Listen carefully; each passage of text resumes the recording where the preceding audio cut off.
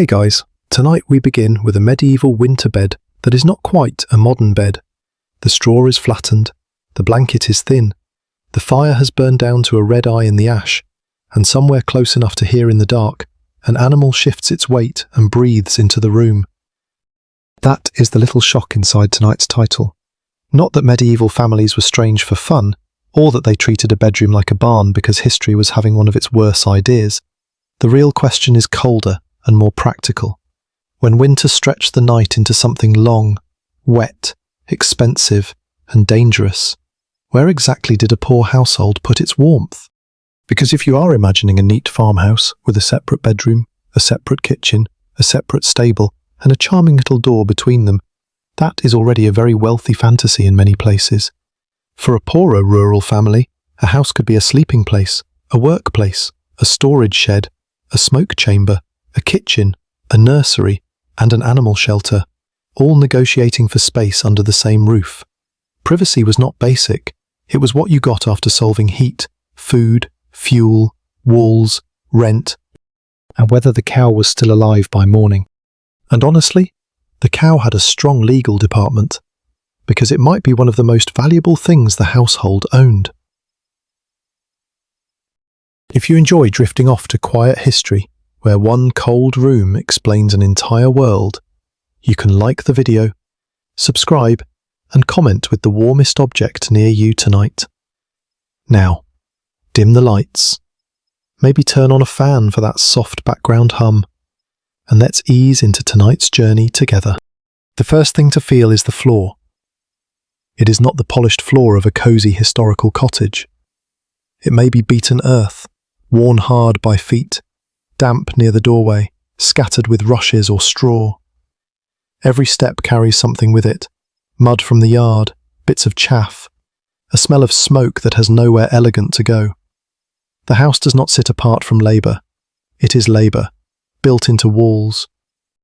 In parts of medieval northern and western Europe, especially in rural settings, the line between human space and animal space could be much thinner than modern viewers expect. Some houses brought living quarters, storage, and livestock areas under one roof. Sometimes animals occupied a lower end, a side bay, an attached byre, or a section divided by posts, boards, or simple thresholds, rather than by the clean separation we associate with a modern home. The exact layout changed by region, wealth, and period. And that caution matters. We should not turn every medieval family into a cartoon of people snoring with a goat on the pillow. The stronger truth is more interesting anyway. Winter pushed bodies, animals, smoke, straw, and money into uncomfortable closeness. A long night begins before darkness. Someone has to bring in fuel, and fuel is not an abstract resource. It is wood, cut, gathered, carried, dried, guarded, and burned carefully, because tomorrow also exists. In a poorer household, the fire cannot be treated like a decorative mood lamp. It is cooking, heat, light, and survival, all shrinking into one patch of embers. Letting it blaze freely might feel wonderful for an hour, and foolish by morning. So the room saves warmth in every way it can. People gather closer. Children may be tucked near bodies that hold heat. Older relatives may need the safer place away from the worst draft. The best position is not chosen by comfort alone. It is chosen by age, authority, illness, work, and whatever rule the household has learned through too many winters. The cold makes a map of the family. Then there are the animals. A cow, an ox, a pig, sheep, goats, or poultry were not background scenery. They were milk, traction, manure, meat, eggs, wool, future offspring, rent value, tax value, ploughing power, and bargaining power. A living animal could mean food later. A dead animal could mean debt now. If a harsh night threatened the small economy of the household, bringing animals closer to human warmth, or at least under the same protective roof, could make practical sense. The animal gave something back as well. Warm bodies release heat. Anyone who has stood near cattle in a closed winter building knows that animal warmth is not poetic. It is heavy, damp, breathing heat, mixed with smell and work. It does not make a room clean, it makes a room less deadly. A byre or animal end attached to the living space could help soften the cold, especially where walls were thin, floors were damp, and the outside air pressed through every gap like it had paid rent. This is where the title becomes less funny and more human. Sharing space with livestock was not simply a matter of ignorance. It was a calculation made by people who knew their own houses better than we do. They knew which corner held warmth. They knew which door leaked wind. They knew which animal was coughing, which child was shivering, which bundle of straw was too damp, and how much fuel could be used before morning. Imagine the evening work. The animal must be settled. Fodder must be handled. Straw must be shifted. A tether may be checked. Someone notices whether the floor near the animal is too wet. Someone keeps smoke from a child's eyes. The household does not glide into sleep. It works its way there, one task at a time, while the cold waits outside for a mistake. And the smell, because we should be honest without being cruel, was part of the bargain. Smoke, wool, damp straw, animal breath, old rushes, leather, sweat, dung, sour milk, and cooked grain could all belong to the same night air. Medieval people were not lacking noses. They were not magical dirt creatures from a bad joke. They lived with smells because the systems around them gave them fewer clean choices. A modern person might last 10 minutes before inventing ventilation, central heating, and laundry before breakfast. But for the family inside the room, the smell was not the main story. The main story was keeping the household intact until dawn. The animal behind the partition was not only an animal, it was next season's fieldwork. It was milk for a child. It was manure for soil. It was a possible payment, a future calf, a hard-won possession that could not simply be replaced. In winter, warmth did not belong only to humans. Warmth had to be shared with whatever kept humans alive. So the straw bed begins to change meaning. At first, it looks like proof of discomfort, the sort of thing a modern viewer clicks on because it sounds unbelievable. But as the night deepens, the straw becomes a little economy on the floor. It cushions tired bodies. It absorbs damp. It separates skin from cold earth. It can be moved, replaced, shared, fouled, dried, or wasted. It is bedding, but also evidence. It tells us that sleep was not a private escape from work. Sleep was where the day's work lay down beside you. Outside, the longest winter night keeps pressing against the walls. Inside, the family listens to small sounds, a cough, a hoof scrape, the soft crack in an ember, the restless turn of someone who cannot get warm. Nobody in that room would describe it as cozy in the way we use the word now. But they might understand something more basic. If the roof held, if the fire lasted, if the animals stayed breathing, if the straw was dry enough, then the night had not won yet. That small victory depended on a house that behaved less like a private home and more like a living container. The walls held people, animals, tools, food, smoke, dampness, and obligations together, because separating them all would have required money, materials, space, and fuel. Many rural families did not have. A modern house teaches us to think in rooms. Bedroom here, kitchen there, storage somewhere else, animals outside, preferably behind a charming fence where they can improve the scenery from a safe distance. A poorer medieval rural house could work by a different logic. Space was divided by usefulness before comfort. The warmest part mattered. The driest corner mattered. The side closest to the hearth mattered. The windward opening mattered. If animals were kept under the same roof or close against the human living area, the arrangement might seem shocking from a modern bedroom, But from inside the winter economy, it made a hard kind of sense. The house was trying to prevent heat from escaping and value from dying. In some house barn or buyer house traditions, humans and livestock occupied different zones of one structure. The animal area might sit at one end, sometimes lower, separated by a partition, posts, boards, or a threshold that organized life without erasing smell, sound, or warmth. You did not need a cow actually tucked under a blanket to feel that animal's presence in your sleep. A hoof scrape in the dark could cross any partition quite confidently. And that sound changes the room. It reminds everyone that the household is not made only of people.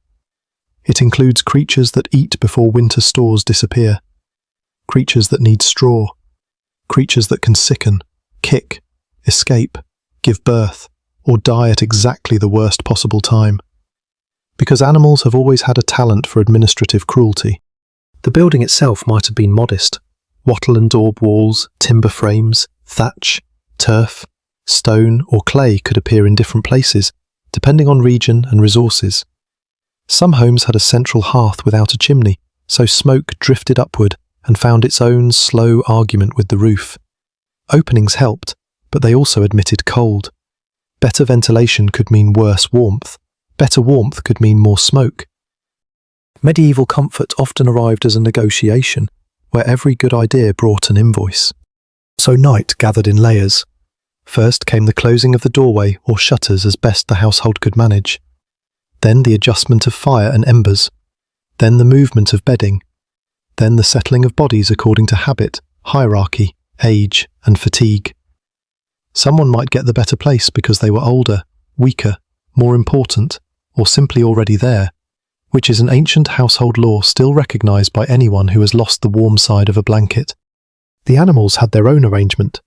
Larger livestock might stand or lie in their zone. Smaller animals or poultry, depending on place and household need, could be kept near shelter in various ways. We have to be careful here, because the records and archaeology give us building forms, hearths, drains, post holes, and material clues more easily than exact private routines.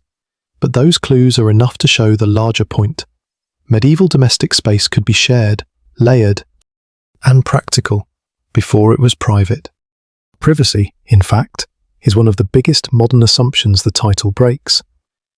For many rural families, sleeping was not a sealed personal zone.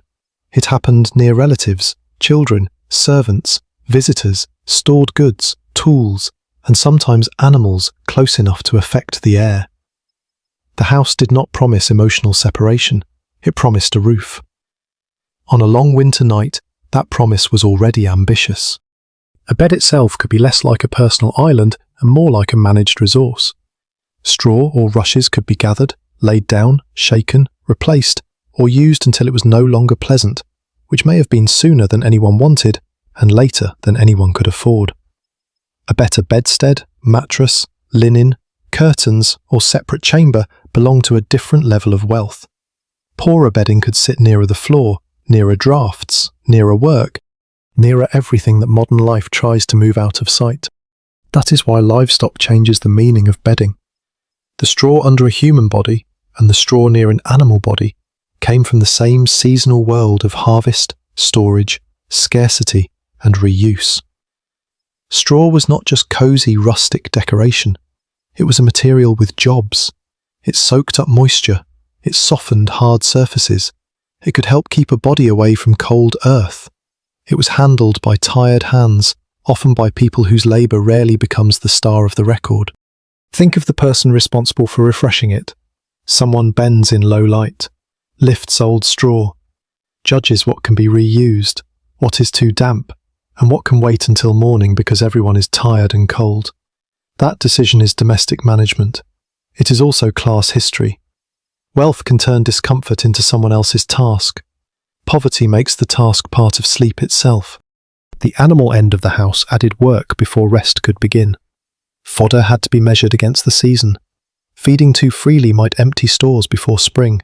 Feeding too little could weaken the animal the family needed. In winter, stored feed was not endless. Every mouth in the household, human or animal, belonged to the same arithmetic of survival. The cow was warm, yes, the cow was also hungry. This is where the room becomes a ledger, even if no one is writing. Each bundle of fodder means future scarcity. Each piece of fuel burned tonight cannot warm tomorrow. Each animal kept alive may help plough, produce milk, provide manure, or hold value in a village economy where money might be scarce, but obligations were not. Rent, dues, labour services, repairs, church demands, and seasonal shortages all pressed into the house without knocking. So when the family settles down, they are not simply lying beside livestock. They are lying beside decisions. How much warmth to spend? How much straw to spare? Whether the animal sounds healthy? Whether the damp near the doorway is getting worse? Whether the smoke is tolerable? Whether a child is warm enough? Whether morning will bring frost, thaw, illness, work, or another problem wearing boots. The walls hold all of it together, and that is the strange intimacy of the medieval winter house. It is forced closeness created by weather, cost, and necessity. The family shares space because distance is expensive.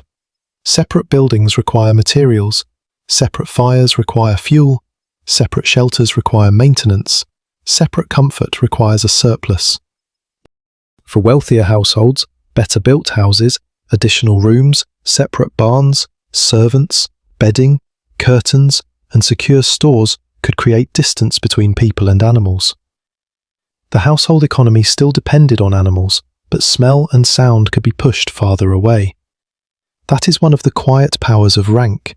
It buys separation from the sources of warmth, food, and mess.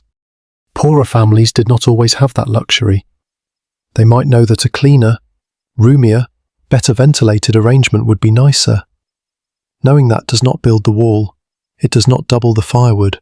It does not feed the animal outside in a frozen yard. It does not keep thieves away. It does not make spring come faster. So the house, on the longest winter nights, becomes a crowded bargain. Human bodies pull near the heat. Animal bodies add warmth and worry. Straw receives everyone's weight. Smoke stains the air. The doorway leaks a little cold no matter how carefully it is blocked. And somewhere in that dim room, the boundary between bedroom and barn does not disappear because people are foolish. It thins because winter has made every separate thing too costly to keep apart. Distance from the animals, then, was not only a matter of taste, it was a question of what the household could afford to risk. On a winter night, the animal at the far end of the building was not a rustic accessory. It was wealth with a pulse. A modern viewer may see livestock as part of a farm background, like scenery that eats. A medieval rural household saw something more direct. An ox could pull, a cow could give milk and calves. Sheep could mean wool, manure, meat, and future lambs. Pigs could turn scraps and woodland foraging into stored flesh. Poultry could give eggs, noise, and a surprising amount of attitude for creatures that weigh almost nothing. Each animal had a place in the fragile arithmetic of food, labour, rent, and survival. That arithmetic was especially sharp in winter. Fields were not giving easily. Grass was poor or gone. Stored fodder had to be stretched.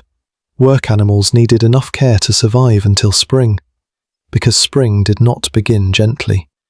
It began with labour, ploughing, hauling, manuring, repairing, carrying, and getting the land ready again all depended on bodies that had made it through the cold months. So an animal was future work standing in the dark. If that animal froze, sickened, was stolen, or weakened badly, the loss did not end with sadness. It moved through the whole household. Less milk, less pulling power, less manure, less status, less bargaining strength, more dependence on neighbours, landlords, lenders, or relatives. A dead cow could become a debt story before anyone had finished grieving the cow, which is exactly the sort of efficient misery history specialises in. This is one reason closeness mattered. Bringing animals under the same roof, or keeping them in an attached byre, could protect them from weather and theft. It could also make it easier to hear trouble before morning, a cough, a kick, a struggle with a tether, a strange silence, a birth beginning badly, a door disturbed by someone outside. These were not dramatic movie sounds, they were household alarms. The animal end of the building was a kind of sleeping bank vault, except the vault breathed, smelled, required food, and might step on your foot. And thieves mattered. We should not imagine every medieval village as a place of constant nighttime raids. But animals were valuable enough that protection was practical. A beast outside in a separate, weak shelter could be more vulnerable, especially in poor weather, poor light, or unsettled times. Keeping livestock near the household made the animal harder to ignore and harder to remove quietly. The humans protected the animals, and the animals, by making noise, could sometimes protect the humans from surprise. Not a perfect security system, but one with hooves. There is also the matter of illness. Medieval families did not understand disease in modern veterinary terms, but they understood weakness. They noticed appetite, breathing, movement, warmth, swelling, restlessness, and whether an animal was behaving normally. They knew when something was wrong, because the household's future depended on noticing. A sick animal outside in deep cold might decline unseen. A sick animal close by could be watched, warmed, fed, and worried over in real time. This attention was labour. It did not float gently above the family like a historical theme. Someone had to do it. Someone had to rise from bedding when the animal made the wrong sound. Someone had to step onto a cold floor, move through smoke and dark, and check a tether or a manger. Someone had to carry fodder when hands were stiff. Someone had to scrape, sweep, shift straw, and endure smells that modern nostalgia politely leaves out of paintings. Often, that labour fell into household patterns shaped by age, gender, status, and strength. Men might be associated with ploughing animals, heavy outdoor work, and certain field tasks. Women and children often bore constant domestic work around food, fuel, bedding, small animals, dairying, cleaning, and care, though the exact division varied by region, season, and household. The important point is not to freeze everyone into one neat role. The point is that animal survival required human work, and some people's work becomes nearly invisible because it looks like ordinary care. A child might be the one sent to watch a smaller animal or help carry straw. A servant might get the worst sleeping position because rank travels even into the cold. A woman might manage the connection between milk, bedding, fire, food, and morning chores, while later records remember only the animal's value or the household head's property. The archive is very good at counting assets and very bad at remembering who woke up coughing. That is one reason the title needs care. If we say medieval families shared bedding with livestock, the phrase can sound like a funny shock fact. But inside the room, the more serious truth is that people and animals shared risk. They shared heat because heat was scarce. They shared straw because straw had to be managed. They shared air because walls were limited. They shared attention because the animal's survival and the household's survival were tied together. The animal could even shape who slept where. A valuable beast might be placed where it was warmer or safer. A family member might sleep near enough to hear it. Children might be tucked away from hooves and damp. The most vulnerable person might need warmth from other humans more than from the animal end. The room became a plan written in bodies: who needed care, who provided care, who guarded value, who could endure discomfort. And the animal did not know it was part of a financial system. It shifted, chewed, breathed, stamped, scratched, and sometimes made sleep worse. This is where the practical and the miserable meet. The household might need the animal close and resent the consequences of closeness at the same time. A warm cow could still stink. A protected pig could still make noise. A chicken indoors is rarely a philosopher of quiet. But the alternative could be worse. Outside, cold could stiffen water, harden ground, and turn every task into extra work. A separate animal shelter might require more repair than the family could manage. A distant barn might make night checks harder. A poorly sheltered beast might burn through its energy simply staying alive. Winter did not ask whether an arrangement was pleasant. It asked whether it worked. So the long night becomes less like a scene of backward living and more like a risk calculation.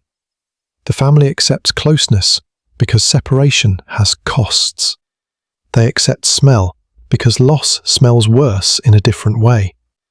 They accept disturbed sleep because an animal still breathing at dawn may mean food, work, rent, and spring. Somewhere near the embers, a person turns under a rough covering and listens. The sound from the animal end comes again. A hoof, a breath, a small movement in straw. It is annoying, ordinary, and reassuring all at once. In that sound is the reason the room is crowded. The household is not only trying to sleep through winter, it is trying to bring its future through the night alive. The future, though, could not be warmed for free. Every bit of heat in that crowded room had to come from somewhere, and in winter, somewhere usually meant a pile of fuel that was never as large as anyone wanted. A modern person can forget how strange central heating really is. We touch a switch, turn a dial, complain that the room is still a little cold, and continue living inside a miracle. For a medieval rural household, warmth was not a background setting. It was harvested, carried, dried, guarded, rationed, and watched. Heat began as labour long before it became comfort. Wood had to be cut or gathered where rights allowed. In many places, access to woodland was shaped by custom, lordship, local regulation, and the kind of rights a household held. Some people had permission to gather fallen wood, cut certain materials, collect brush, or use common resources under rules that could be generous, restricted, disputed, or punished when crossed. The poor did not simply walk into an endless forest and help themselves because they were cold. Trees, like almost everything else, belonged to somebody, or at least to a system that behaved as if it did. So the winter fire carried law inside it. A stick in the hearth was not just a stick. It might be time spent gathering. It might be a right defended by village memory. It might be a risk if taken from the wrong place. It might be a debt to someone with better land. It might be peat, turf, brushwood, straw, dried dung, or whatever local material could be made to burn with enough patience and not too much despair. This matters because a fire that burns brightly all night sounds lovely, until you remember that morning comes with another night behind it. Fuel had to last. The household could not always keep every corner warm. It had to choose where heat mattered most and how long warmth could be stretched. The room became a slow negotiation between comfort now and survival later. The fire itself was not always friendly. In houses with open hearths, smoke could drift upward, stain rafters, sting eyes, and settle into clothing, hair, bedding, and lungs.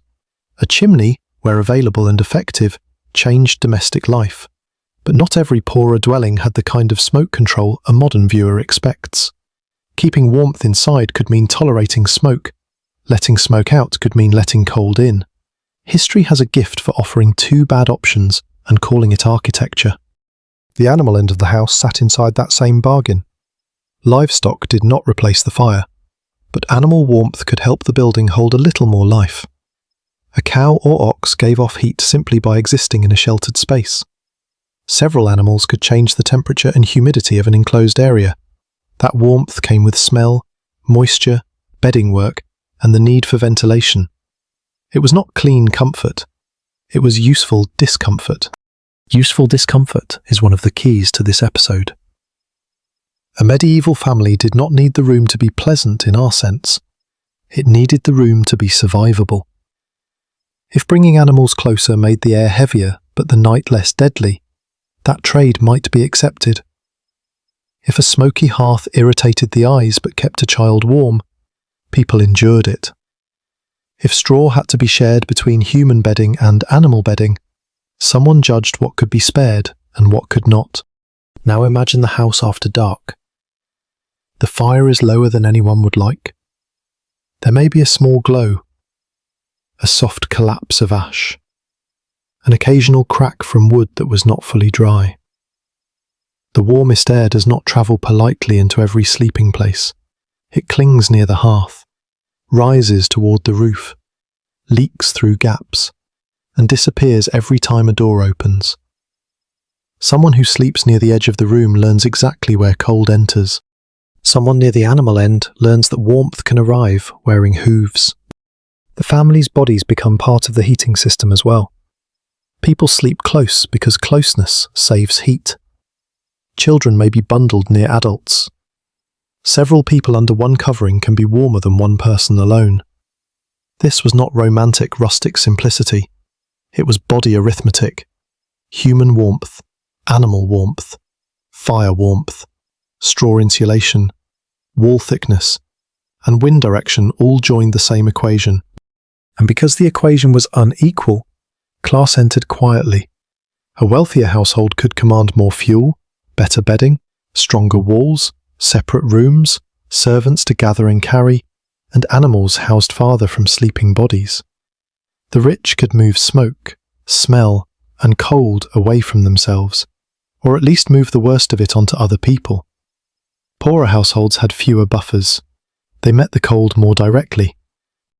That difference would be visible at night.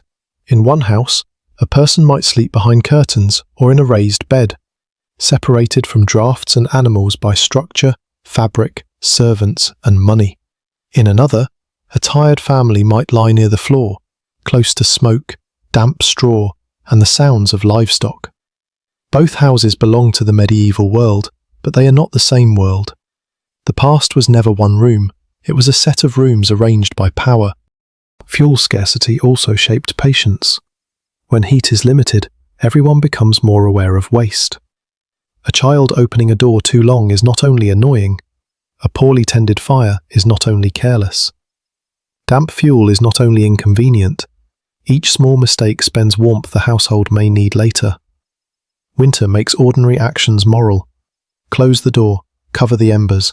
Do not waste straw. Do not wake the animal. Do not let cold take what little has been saved. This pressure could make the night tense without making it dramatic. Nobody needs a villain in the doorway. The villain is slow heat loss. It creeps through the wall, under the door, along the floor. It makes fingers stiff. It makes the old ache. It makes animals burn through strength. It turns a weak roof, a poor fire, or a thin blanket into a household problem. So when livestock shared the building, they were part of a wider strategy for holding heat where heat could be held. The family did not bring the barn into the bedroom because they misunderstood comfort.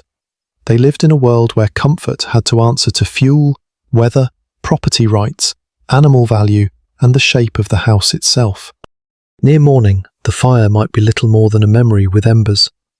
The straw is flattened, the air is stale, the animal breath is still there, damp and steady.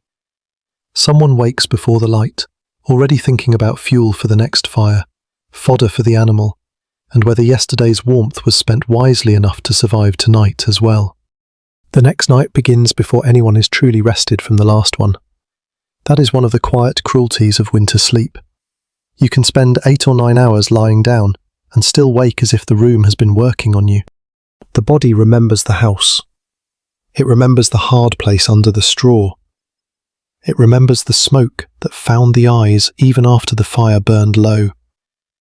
It remembers wool that scratched, linen that felt damp, cold air near the floor, and the particular misery of turning over and discovering the other side of the bedding is no warmer than the first.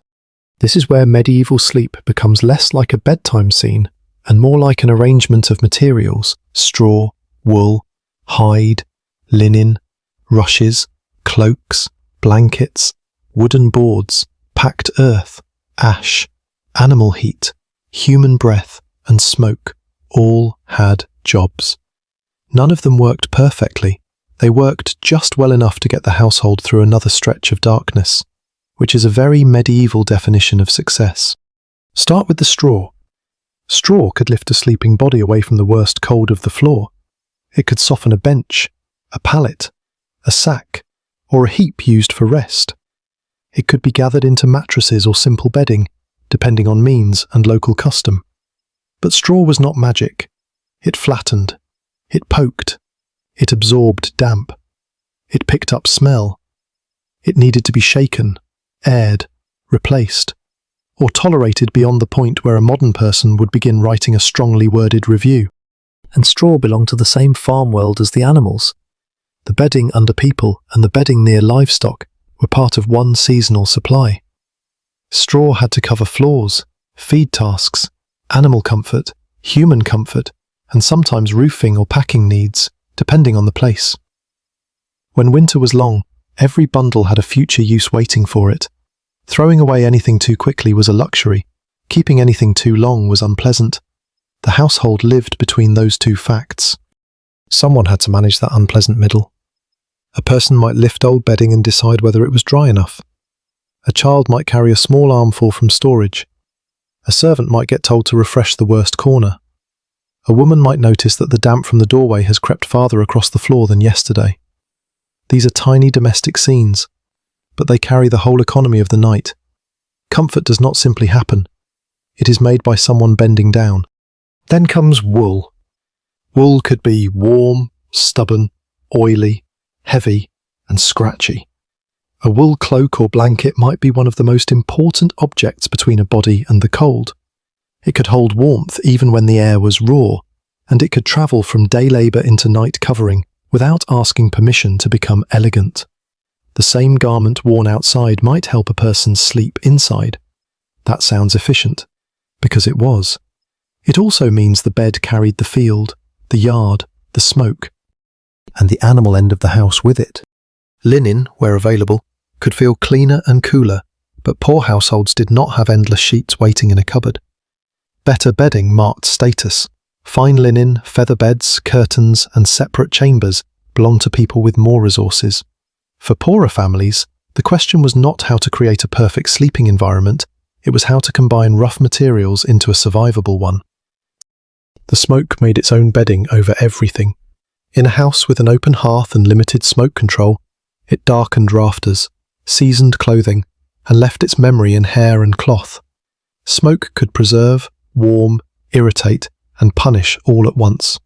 It helped keep insects down in some settings and made the house smell like long use, but it also stung eyes and throats. History rarely gives one clean function to anything. Even the smoke multitasked badly. Now add damp. Winter damp is different from cold alone. Cold sits on the skin.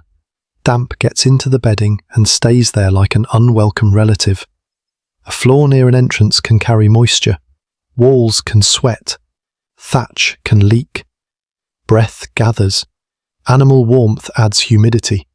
A room full of bodies is warmer than an empty room, but it is also wetter. That dampness changes the feel of sleep. Cloth becomes heavy. Straw loses its freshness. The air grows thick. The cold does not need to stab when it can soak. The animals are part of this body world too. Their warmth is real, but so is their moisture. Their breathing thickens the air. Their bedding must be kept from becoming too filthy or wet. Not because medieval people had no standards, but because bad bedding could harm animals and people alike. Hooves, hides, dung, urine, fodder, straw, and breath created constant work. The animal's comfort and the family's discomfort were linked by the same flaw. A sleeping child might hear a sheep shift in the animal end. An adult might wake when a tether knocks softly against wood. Someone might cough from smoke, pull a covering tighter, and feel the cold line where the blanket does not quite reach. A foot slides off the straw and finds the floor.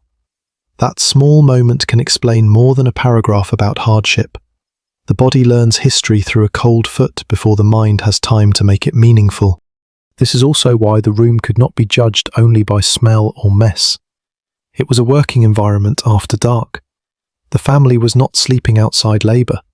they were sleeping inside it. Tools might be near the wall. Stored food might be protected from animals and damp. Clothing might be drying badly. A child might be tucked beside someone older. The livestock might be close enough to warm the air, close enough to disturb sleep, and close enough to remind everyone that morning would begin with feeding, cleaning, and more fuel. So the longest winter night becomes a test of surfaces. Which surface is dry enough? Which covering holds warmth? Which patch of straw can still be used? Which wall leaks? Which corner smells worst? Which place is safe from a hoof? Which body needs another layer? Which animal sounds wrong?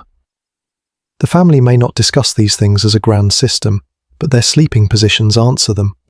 And inside that answer, there is almost no privacy. A person's body is cold in public. A cough is heard by everyone. A child's shiver becomes someone else's responsibility. An animal's movement changes the room. Sleep is not a retreat into the self. It is a group effort performed badly, tenderly, practically, and repeatedly. By the time dawn begins to thin the dark, the body has collected the night in pieces. A smoky throat, straw caught in cloth, stiff fingers, the warm mark left by another sleeper, the sour damp near the animal end, and the relief of hearing livestock still breathing. The bed has done its work, but only in the old sense. It has not made anyone comfortable. It has kept enough bodies from losing the night entirely. Comfort, when it appeared, did not arrive evenly. The same winter could pass over a village and touch each household differently, because walls, bedding, fuel, servants, animals, and space were never shared equally. A wealthier rural household might still live close to work, weather, and animals, but it had more ways to create distance. Better built walls could hold warmth more steadily. A more secure roof could keep bedding drier. A raised bed could lift the body away from the coldest floor. Curtains, hangings, or a separate chamber could soften drafts and mark status. More fuel could mean a longer fire. More storage could mean less panic over every bundle of straw. More servants could mean the unpleasant labour of the night was moved into other hands. That last part matters, because comfort is often labour wearing a clean face. When one person sleeps in a better place, someone else may have carried the fuel. When one bed is aired and freshened, someone else may have handled the old bedding. When animals are housed farther away from the family's sleeping place, someone else must cross the yard in the cold to feed them, check them, clean them, and listen for trouble. Separation does not destroy work, it relocates it. For poorer families, there was less room to relocate anything. The animals, the fodder, the tools, the damp clothing, the stored grain, the rushes, the children, the old, the tired, and the fire all had to fit inside a much smaller margin of choice. The house did not ask what would be ideal, it asked what could be done before dark, so class could be heard at night. In a better off home, the animal sound might come from farther away, softened by walls or a courtyard. In a poorer one, a hoof might scrape near the same air that people breathed. In a better bed, a sleeper might turn behind fabric. In a rougher place, a sleeper might turn and feel straw shift under the whole family. In one house, smoke is a nuisance. In another, smoke is a roommate with no rent and terrible manners. Still, we should not make the mistake of imagining a simple line where rich people were clean and poor people were careless. Poor families often understood their homes, animals, and materials with precise, practical intelligence. They knew how to bank a fire, where the draft entered, which bedding could still be used, which animal needed watching, and how winter changed every task. The difference was not intelligence. The difference was surplus. Surplus means extra fuel when the night is longer than expected. It means a spare covering when one gets damp. It means enough straw to replace what smells worst. It means a building that gives animals shelter without making human sleep quite as crowded. It means a margin between discomfort and danger. Without that margin, the household becomes compressed. Children sleep near adults for warmth. A servant or poorer relative may get a worse position. The animal end stays close because the animal cannot be risked. Stored goods crowd the walls. Tools wait in corners. Everyone knows, without necessarily saying it, that the cold is arranging them according to value, vulnerability, and usefulness. The animal itself could mark class as well. Owning a useful animal might be a sign of modest stability, but also a source of fear. A cow, ox, or pig was valuable enough to protect, yet costly enough to feed. A family with very few animals might guard each one with sharper anxiety. A wealthier household with more stock might have better buildings, more help, or more options, though it also had more to manage. The meaning of livestock changed with scale. One animal could be a lifeline. 10 animals could be an enterprise. No animal at all could be its own kind of hardship. This is the shared winter room, cannot be treated only as a funny image. A goat near the bedding, a cow beyond a partition, chickens sheltered from cold, or a pig making the night less peaceful, all point toward a deeper social question. How much separation can this household buy? Sometimes the answer was almost none. When separation is scarce, people develop manners for crowded life. They learn not to step in certain places in the dark. They learn which sleeping spot belongs to whom, even if no one writes it down. They learn what sounds require waking and what sounds can be ignored. They learn to turn quietly, to keep a covering from being pulled away, to tolerate smells that are unpleasant but familiar, to know whether the animal's breathing is normal, to judge by ear what modern people might need a light to see. Those habits are not picturesque. They are survival etiquette. A child growing up in that house would not experience the animal end as a shocking feature. It would be part of the night's geography, like the hearth, the doorway, the place where the floor dips, the beam that always catches smoke, the corner where stored things must not be disturbed. The child might fear a kick, resent a smell, seek warmth from an older body, and still understand that the animal belonged inside the household's circle of concern. Gender shaped the night in quieter ways. In many rural households, women's work around dairying, food, bedding, children, small livestock, cleaning, and fire maintenance could make them constant managers of domestic discomfort. That does not mean every household followed one fixed pattern, and it does not erase men's labour with fields, animals, repairs, and heavy work. But the private work of keeping bodies, bedding, food, and animals functioning often disappears because it looks too ordinary to record. A manor account might notice an animal's value. A legal dispute might mention a building. Archaeology might reveal a drain, a hearth, a post hole, a floor layer, or the arrangement of living and animal space. But the record rarely pauses for the person who shook out damp straw while everyone else was too tired to thank her. The silence is not empty. It is shaped like work. So the class story of shared bedding with livestock is not just about who slept near animals. It is about who could afford not to. It is about who could push smell across a yard, who could raise a bed above the cold floor, who could call for more fuel, who could make another person cross the dark to check the buyer, and who had to lie still beside the problem because moving it away was impossible. Near the end of the night, the richest and poorest households might both wait for dawn, but they did not wait in the same air.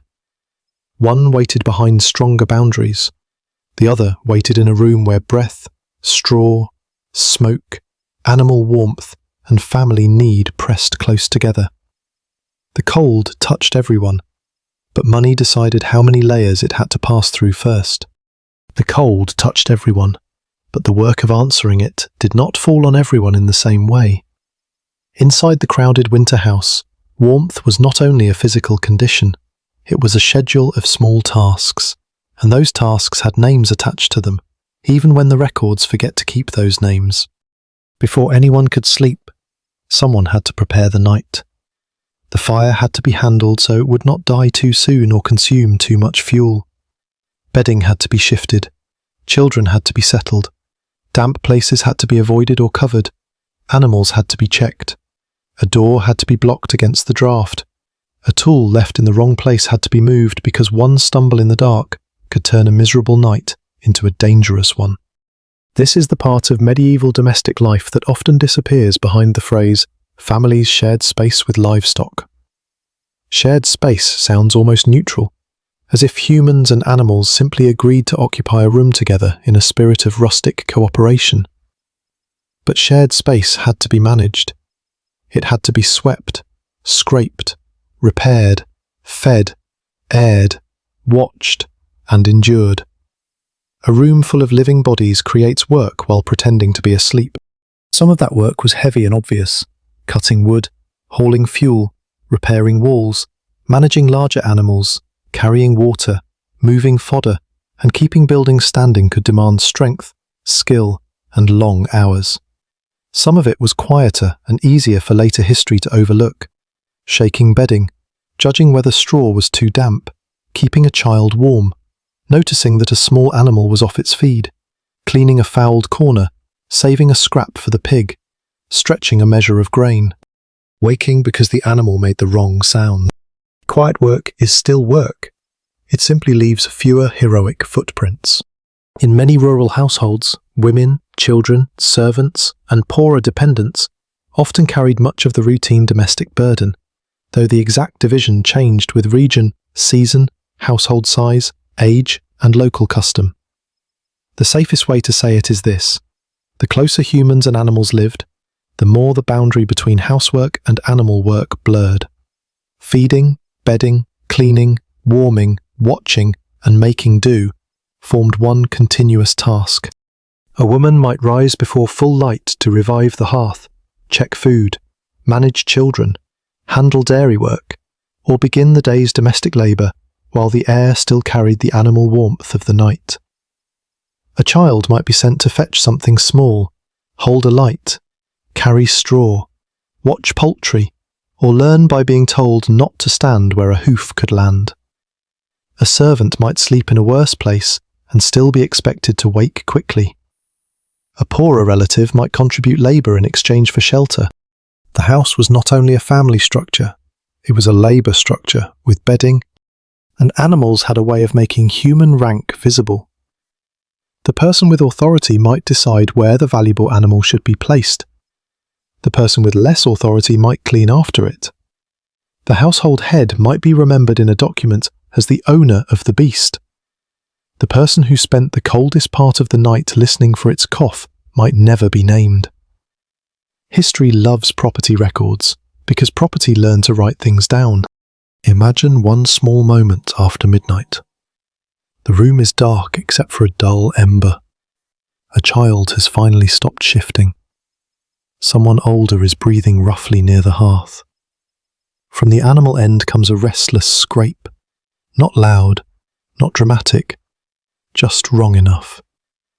Someone hears it and lies still for a moment, hoping it will settle. Then it comes again. Now the night has assigned a task. A body leaves the bedding. The cold finds the gap immediately. Feet touch the floor. The person moves carefully because everything is too close. Sleeping bodies, stored things, tools, straw, perhaps a low partition, perhaps a tether, perhaps an animal that does not appreciate being inspected at this hour. A hand reaches out in smoke-thick dark. The animal is checked by touch, by sound, by the old practical knowledge of someone who has done this before. There is no grand drama. Maybe the animal settles. Maybe the tether is adjusted. Maybe bedding is kicked back into place. Maybe nothing is wrong at all, which is both a relief and extremely annoying. The person returns colder than before, slides back under rough covering, and tries not to wake the child. The room goes back to breathing. That small scene is the human cost hidden inside the warmth strategy. Livestock close to the sleeping area saved risk, but it also imported responsibility into rest. The family could protect the animal because the animal was near. The family could hear trouble because trouble could wake them. The same closeness that conserved warmth also stole sleep. This matters for the title because shared bedding can sound like the strangest part of the story. But the deeper strangeness is that bedding was never free from obligation. A person lay down, But the household did not stop asking for work. The fire might need attention. The baby might wake. The animal might move. The damp might spread. The cold might force bodies closer. Sleep was not the end of labour. It was a thinner layer of labour with eyes closed. Even cleaning carried social meaning. The animal area had to be managed so it did not become dangerous for the beast or unbearable for the humans. Bedding had to be replaced when possible. Waste had to be moved or contained. Manure, unpleasant as it was, also had value for fields. What modern viewers might see only as filth could belong to a wider cycle of soil, crops, animals, and human survival. That does not make it pleasant. It makes it useful, which is not the same thing, and not nearly as nice. So the people who handled the mess were also handling the farm's future. Their work joined night to spring. A cleaner stall might protect an animal. Saved manure might help the field. A living cow might support milk, calves, and traction. A child kept warm might be able to work, learn, grow, and survive. Domestic labour was not background. It was infrastructure performed by tired bodies. The sources rarely let us follow those bodies closely. We may find house plans, estate accounts, animal values, legal disputes, archaeological floor layers, hearth remains, drains and structural traces. We may see where animals could have stood, where smoke moved, where floors were worn. But the person who woke twice in one night because a pig was restless usually leaves no signature. Their life survives as an absence shaped by necessity. That absence should change how we hear the room. The animal breath in the dark is not only warmth, it is a call system. The straw is not only bedding, it is a chore waiting to return. The fire is not only comfort, it is fuel management. The doorway is not only a draft, it is a test of who gets up to fix it. By dawn, the household has not merely slept beside livestock, it has worked beside livestock, worried beside livestock, and measured its own comfort against the animal's survival. The morning light will make the room look ordinary again, but the night has already recorded its account in stiff hands, smoky throats, flattened straw, and one more animal still alive enough to need feeding. By morning, the animal still needing food is also the proof that the night worked. Not comfortably, not cleanly, not in a way anyone would choose after seeing a modern bedroom with a closed door and a thermostat. But the room has done the thing it was built, repaired, crowded, smoked, and endured to do. It has kept the household economy breathing. This is the point where the title changes shape. At first, sharing bedding or sleeping close to livestock sounds like a strange medieval habit. One of those details people repeat because it makes the past seem almost impossible to live in. But the longer we stay in the room, the less it looks like a weird sleeping custom, and the more it looks like winter household management. The animal was not beside the family because boundaries had no meaning. The animal was beside the family because boundaries were expensive. A wall costs material, a separate building costs labour, a second roof costs repair. A distant shelter costs time in the dark. A hotter fire costs fuel. Cleaner bedding costs straw. A better sleeping place costs space. Every separation that feels normal now had to be paid for somehow. If the household could not pay, the separation became thinner. So the medieval winter house was not simply a home with animals in it. It was a machine for reducing loss. It reduced heat loss by gathering bodies under one roof. It reduced animal loss by keeping valuable livestock sheltered and herd. It reduced fuel loss by warming one main space instead of several. It reduced theft risk by keeping property close. It reduced labour waste by making feeding, watching, bedding, and sleeping happen near the same centre of activity. It also increased discomfort, which is the part modern comfort notices first. The air was heavier. The bedding was rougher. The smells were stronger. The floor was busier. The night was less private. But discomfort is not the same as failure. Sometimes discomfort is what a system produces when it is succeeding at a harsher goal. The goal was not perfect sleep. The goal was not freshness. The goal was not quiet. The goal was to reach morning with enough warmth, enough strength, enough livestock, enough fuel, and enough stored food to face the next day. That is a different definition of a bedroom. In a modern bedroom, the bed is where work stops. In this room, the bed is where work becomes still for a while. The person under the covering may be resting, but the fire is still part of the calculation. The animal is still part of the calculation. The straw under the body is still part of the farm. The smoke in the rafters is still part of the heating system. The doorway is still negotiating with the weather. Even silence has a job. Silence can mean everyone is asleep. It can also mean the animal is too quiet. A good night sound might be a slow breath from the byre end, a soft shift in straw, a normal chew, a familiar scrape. These sounds disturb sleep, but they also confirm life. A modern sleeper wants no noise. A medieval rural sleeper might want the right noise. And that is such a small, strange reversal. The same sound that proves your privacy is gone may also prove your future has not died. The household economy was fragile because so much depended on living things surviving the season. Seed had to last, food stores had to last, fuel had to last, tools had to last, clothing had to last, animals had to last, people had to last. Winter attacked all of them slowly. It did not need one disaster when it had months of small reductions. One weak animal could change spring work. One spoilt store could tighten hunger. One roof leak could ruin bedding. One illness could take away labour. One missing bundle of fuel could make a night colder. One broken tool could slow a task. The house held these risks together because the household experienced them together. Nothing was isolated for long. That is why the animal's body could matter almost like another hearth. It did not replace fire, and it certainly did not make the room pleasant, but it added warmth, value, and worry in one breathing shape. The animal consumed resources and protected resources. It made mess and made manure. It disturbed sleep and helped justify the sleep arrangement. It was a problem and a solution, standing on 4 legs in the dark, which is very on brand for medieval survival. The midpoint of this story is not that medieval people were tougher than us, though many of them had to be. It is not that they liked misery, because liking misery is mostly something later people invent to make hardship seem charming. The real turn is that the house was arranged around survival priorities we no longer feel directly.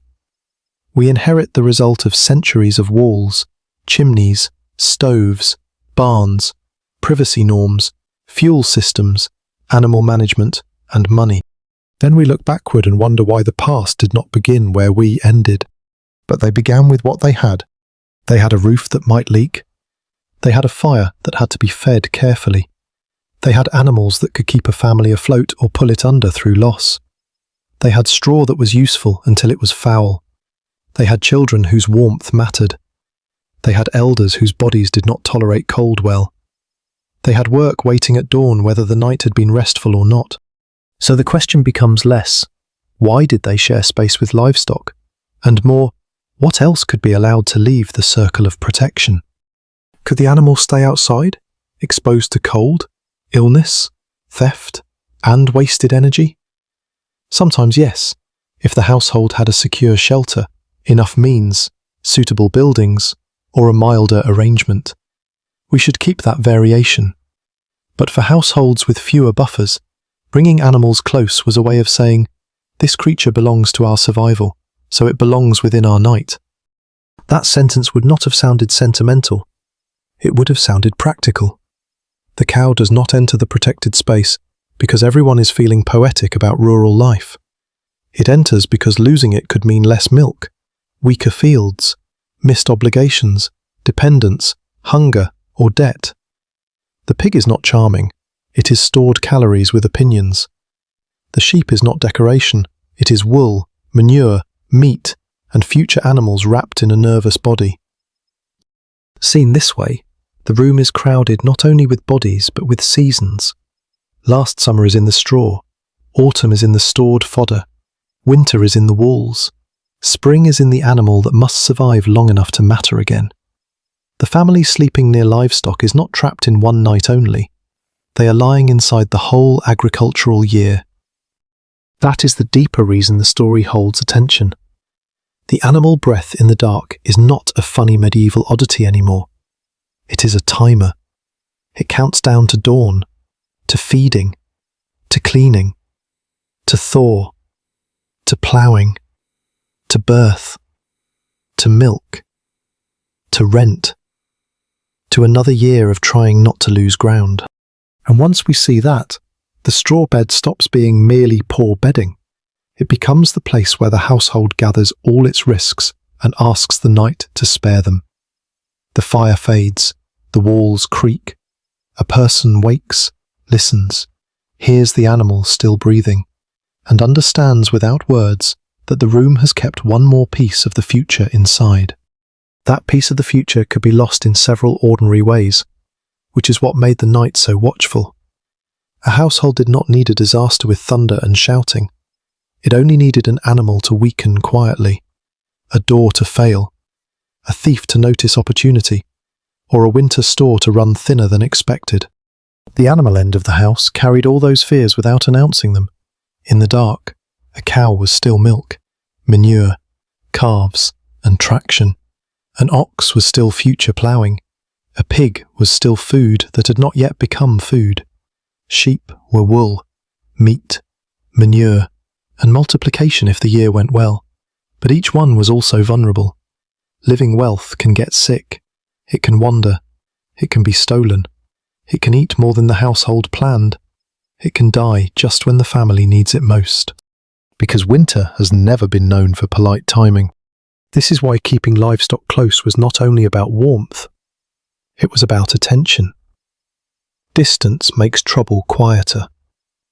A separate shed may keep smell away, but it can also keep warning signs away. A sick animal outside in a cold, poorly watched space might worsen before anyone knew. A tether might loosen. A door might not hold. A birth might begin badly.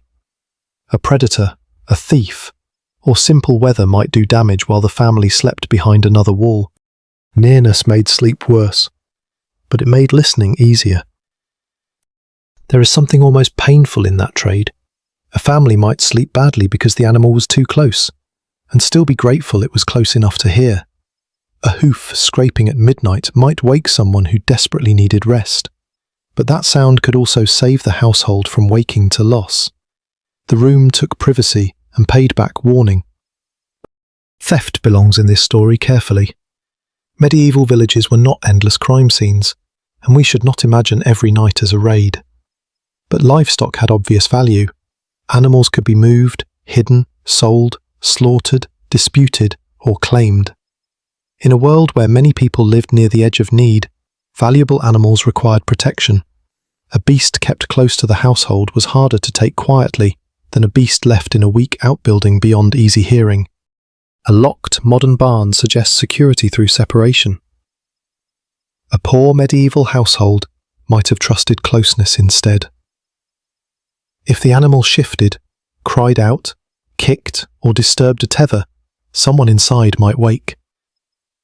That is not a perfect alarm system, but it is better than silence across a frozen yard. History often gives people technology made of attention. Illness created another kind of fear. People did not have modern veterinary science, but they had observation. They knew the difference between normal breathing and wrong breathing, between usual appetite and refusal, between a tired animal and an animal failing. They watched ears, eyes, bellies, legs, dung, warmth, movement, and mood. They may not have explained illness the way we would, but practical knowledge grows wherever survival punishes ignorance. So a family sleeping near animals also slept near responsibility. If something sounded wrong, someone might rise. If the animal seemed chilled, bedding might be adjusted. If fodder was low, the morning calculation would begin before dawn. If the cow did not stand properly, the whole day changed shape. The room was crowded because risk had been pulled close enough to manage. Hunger pressed behind these choices. Winter fodder was finite. Animals had to be fed through months when pasture was poor or unavailable. Feeding them too little could weaken the very strength the household needed later. Feeding them too much could empty stores before spring. A living animal was a promise, but also a mouth. Every promise had teeth. This makes the animal's presence more complicated. It was not only protected by the family, it competed with the family for stored resources. The household needed the cow alive, but the cow needed fodder. The pig might become future meat, but the pig had to keep eating until that future arrived. Sheep might produce wool or lambs, but they also required care. The medieval winter room held not a simple bond between humans and animals, but a tense partnership built from dependence. That dependence could expose class differences sharply. A household with more land, better storage, stronger buildings, and several animals could absorb loss more easily, though no loss was pleasant. A poorer family with one crucial animal had much less room for failure.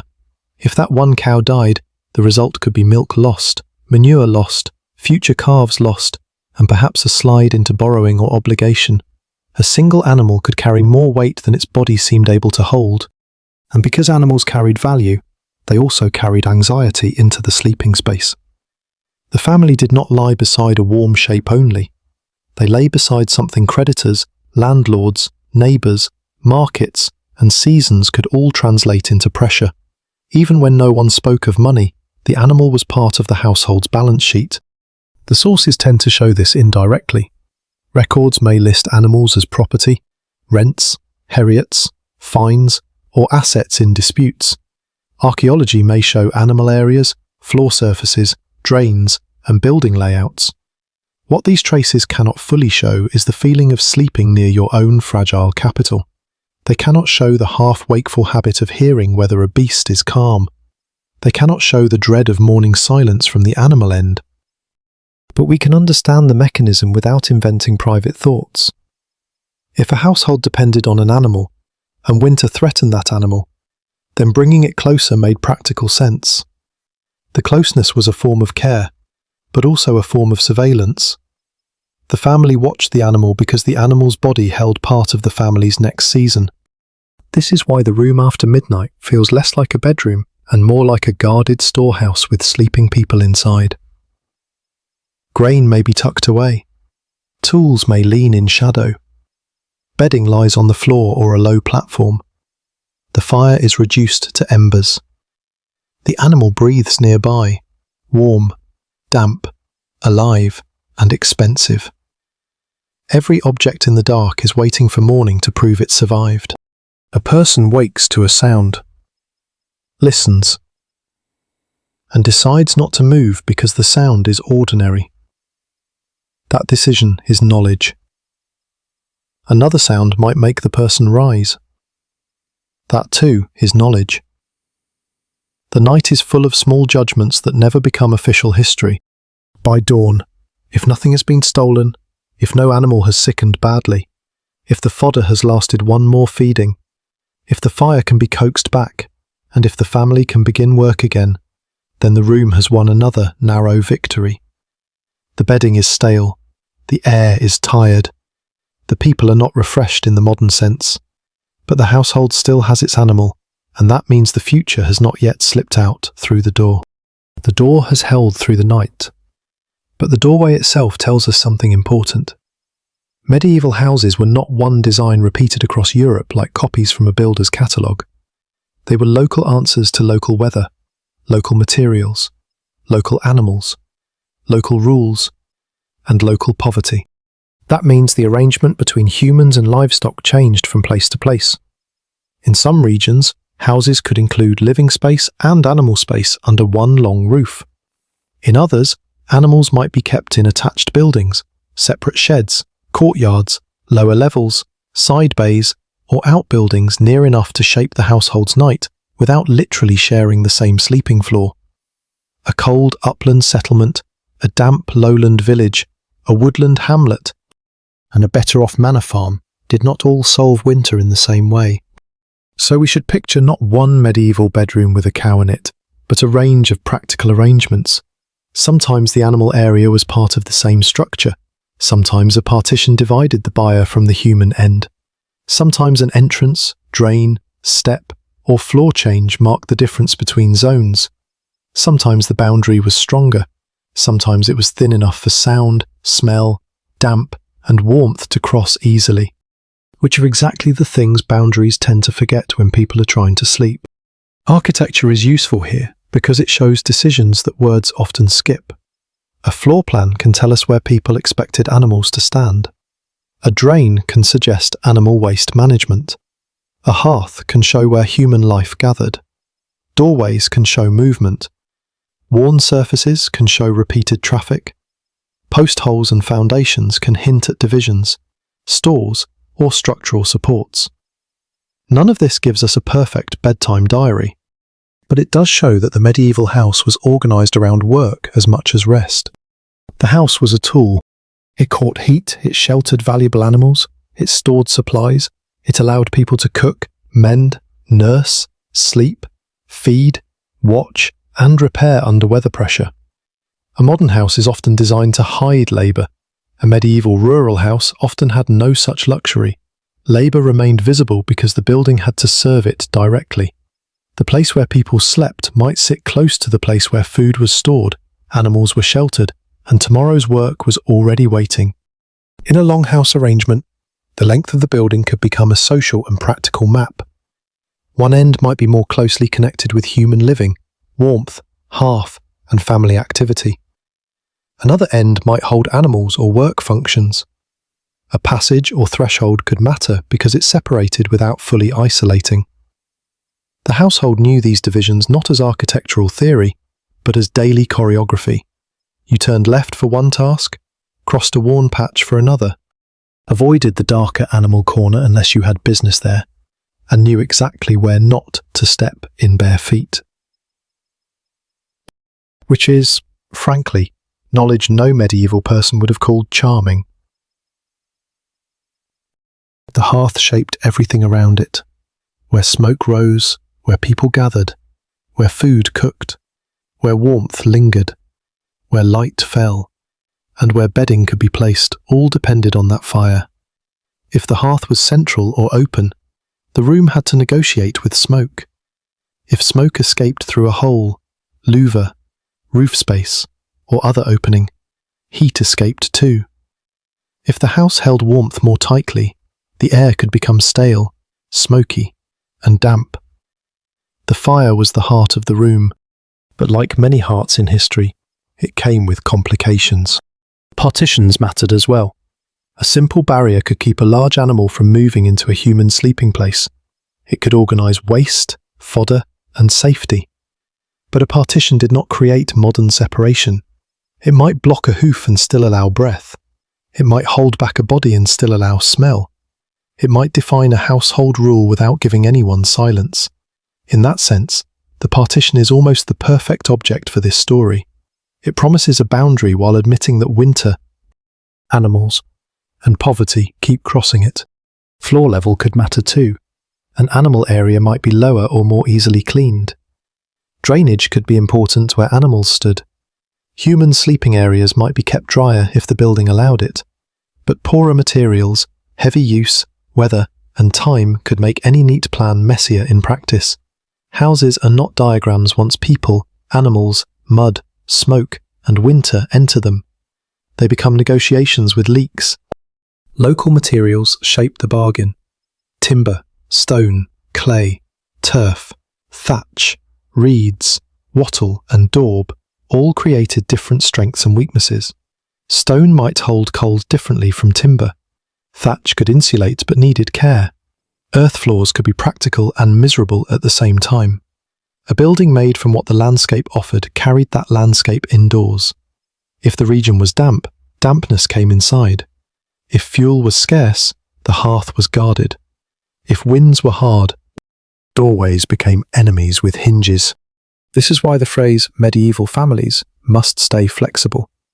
A peasant household in one region might share a roof with animals in a way that feels very close to the title. Another household might keep livestock nearby, but more separated. A town family might have a very different arrangement from a rural smallholder.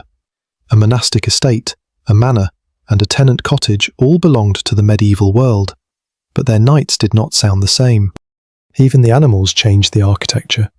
Cattle, sheep, pigs, goats, poultry, and horses brought different needs, dangers, smells, and values. A large beast required stronger separation and more careful placement. Poultry could appear in domestic spaces in ways that large animals could not. Pigs created their own problems because pigs are intelligent enough to make human planning feel optimistic. Each animal pulled the house into a slightly different shape. The family sleeping near them knew the map by use, not by description. A child learned where the animal end began. An adult knew where the floor was slick. Someone knew which beam caught smoke. Someone else knew which section of wall leaked during hard rain. The house taught memory through bruises, chores, drafts, and routine. Every winter corrected the floor plan. The sources correct us too. Archaeology can show structures, but not every nightly decision. Written records can mention buildings, animals, rents, repairs, or disputes, but rarely pause to describe exactly how a tired family arranged itself on a cold January night. Later descriptions may simplify or moralize. Modern reconstructions may make one regional pattern look universal. The honest script must leave space for variation, and yet the central pattern remains strong enough to follow. Where cold was hard, fuel was limited, buildings were practical, and animals were valuable. Human and livestock spaces could become closely connected. The arrangement was not random. It was built into the walls, floors, doors, hearths, partitions, drains, and habits of the household. So when dawn enters, it does not reveal a bedroom that accidentally became a barn. It reveals a winter machine built from local materials and hard choices. The partition still smells of the animal side. The hearth is dull. The doorway leaks a pale line of mourning. The family rises not from a private room, but from a map of survival drawn overnight in straw, smoke, boards, and breath. Mourning makes the map visible, but it does not make it gentle. The same boards, straw, smoke, and animal breath that helped a household survive the night also left marks on bodies, clothing, tempers, and dignity. This is the point where it would be easy to make the cheap version of the story. Medieval people slept near animals, so the past must have been filthy. Everyone must have smelled terrible. And modern viewers can laugh from a safe, heated distance.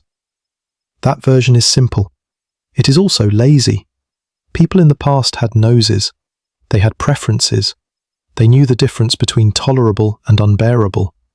They complained, adjusted, cleaned, aired, replaced, swept, scraped, and did the best they could with materials that did not care about anyone's self-respect.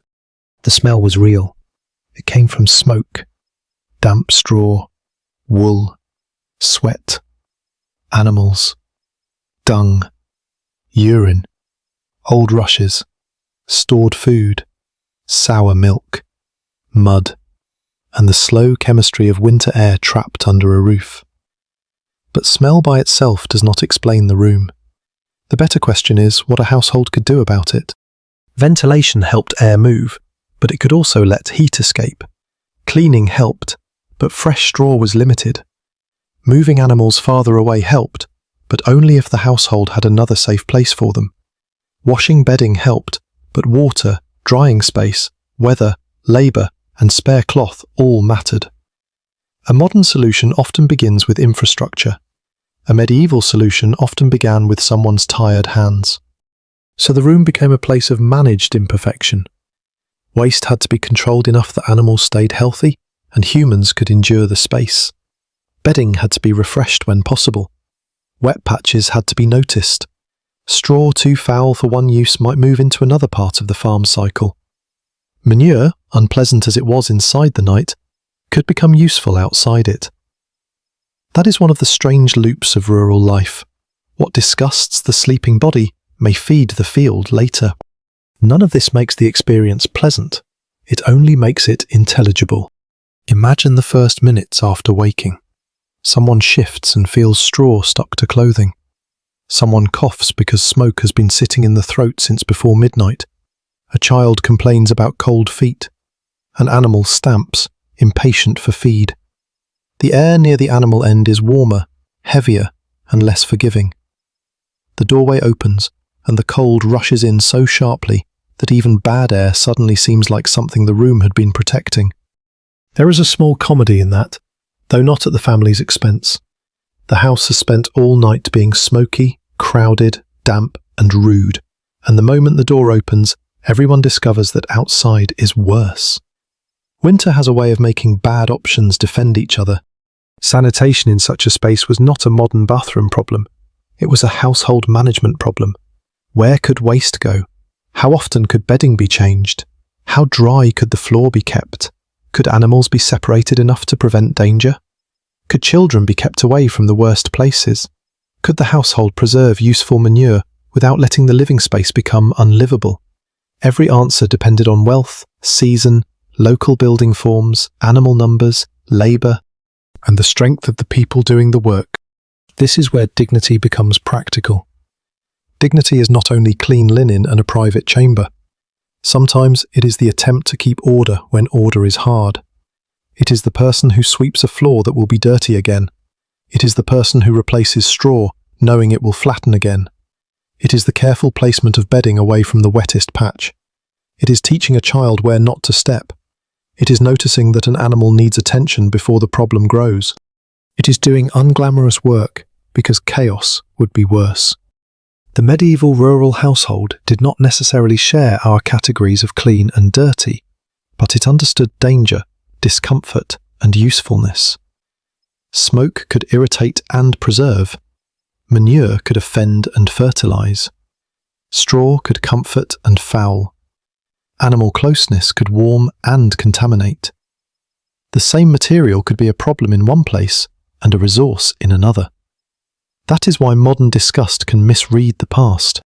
It sees only the unpleasant thing and misses the system that forced people to keep using it. Class shaped even disgust. Wealth could create distance from smells, or at least assign the worst contact to someone else. A household with servants might still depend on animals and manure, but the owner could be less exposed to the cleaning. A better house could separate functions more clearly. A bed with curtains could create a small zone of protected air. More linen meant more chances to change linen. More fuel meant more chances to dry things. More space meant more chances to move the worst smells away from the face. For poorer households, the body met the system directly. Smoke reached the lungs, straw reached the skin, damp reached the bones. Animal sounds reached sleep. The work of cleaning reached the hands.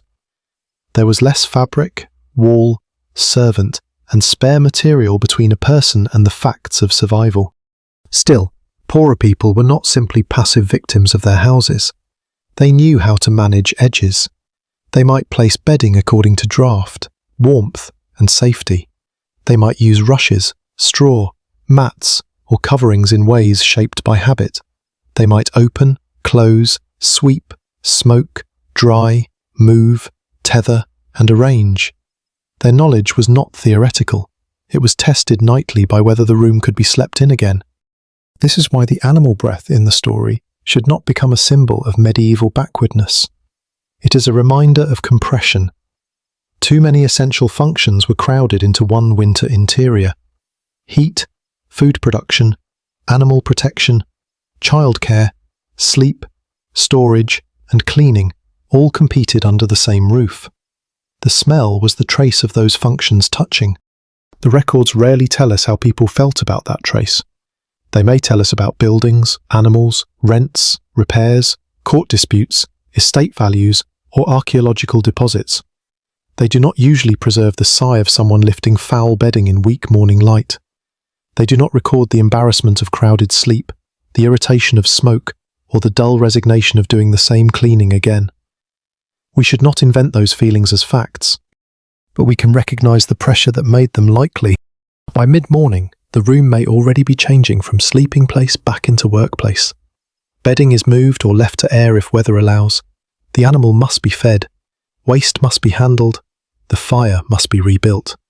The smell of the night thins, thickens, shifts, and returns in another form. The household does not leave the bedroom, it converts it. And that conversion is the human cost behind the winter arrangement. The room kept life close enough to protect, but closeness demanded endurance.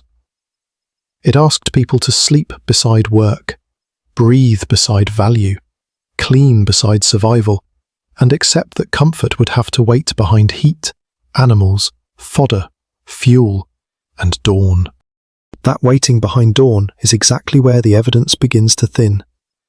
We can follow the smoke stain, the floor layer, the drain, the animal bones, the building footprint, the hearth, the buyer end, the doorway, and the written record of property or rent. But the closer we get to the actual sleeping body, the quieter the record becomes.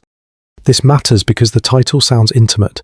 It asks us to imagine bedding, darkness, breath, warmth, and the strange closeness of humans and animals during the longest winter nights.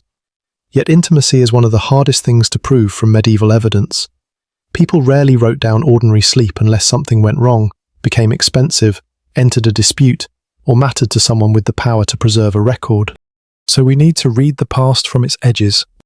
Archaeology may show that a building combined human living space and animal space. It may reveal a hearth where people cooked and warmed themselves. It may show a drain or lower floor area where livestock likely stood. It may preserve dung deposits, worn surfaces, post holes, partitions, or the shape of a long structure divided by use. These traces can tell us that humans and animals lived very close together in some households and regions. They can suggest how movement worked, where heat gathered, and where waste needed managing. But archaeology does not say, here is where a tired child complained at midnight. It does not say, here is the exact blanket shared by two siblings while a cow breathed beyond the partition. It does not preserve the argument about who had to get up when the animal stirred. It gives us the room, the materials, the possible arrangement.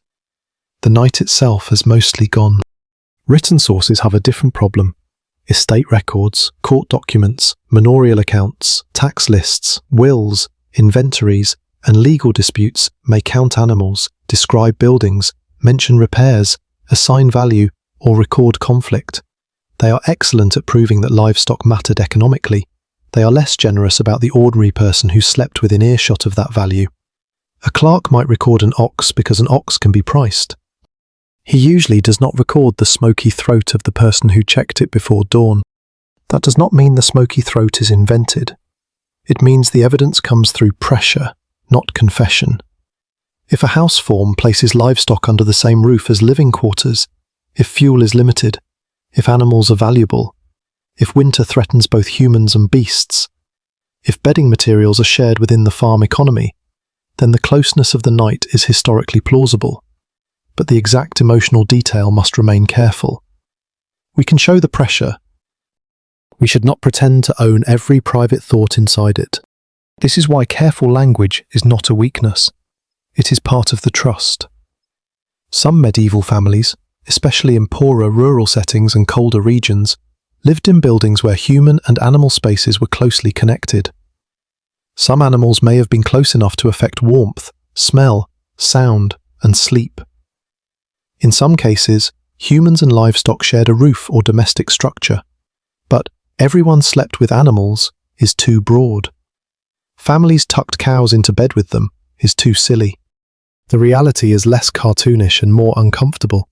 The architecture of poverty and winter brought survival functions into intimate range. The sources also tilt toward property. A cow appears as value.